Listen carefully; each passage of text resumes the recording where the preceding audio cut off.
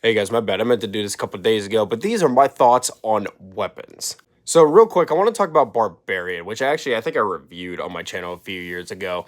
But I remember the trailers for that movie were so great because they led you to believe the movie was going to be one thing, but really it was something entirely different. And the title for that movie honestly kind of barely made sense. And it's the same thing with this movie. But I guess Zach Kreger likes to do these ambiguous titles.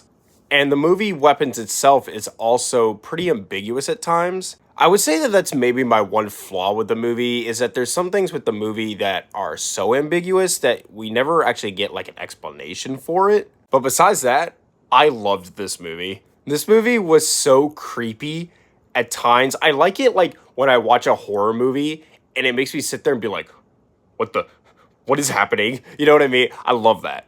The movie is also really funny at times, especially the ending was hilarious and it really worked. The humor never felt out of place.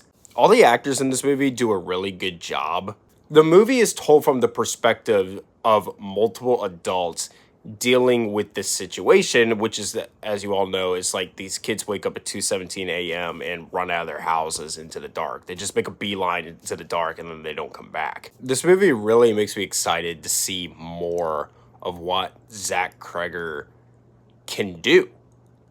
Because he's definitely one of the best original filmmakers working today. And I think with this movie, he's gonna start getting a lot of studio recognition, and I'm willing to bet you that like whatever he does next, he's just gonna do whatever he wants because well now he can. If even if there was any sort of studio interference in this movie, I have no idea. It didn't seem like it.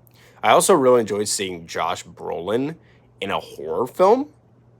And I hope that he does more stuff like this. He kind of reminds me of Ethan Hawke in Sinister. You know, it's like I wouldn't really expect to see Ethan Hawke in a scary movie, but when he was in one, I was very pleasantly surprised and I wanted to see more. And then, of course, we get the Black Phone, and then this year we get the Black Phone 2. Overall, this is one of my favorite movies of the year.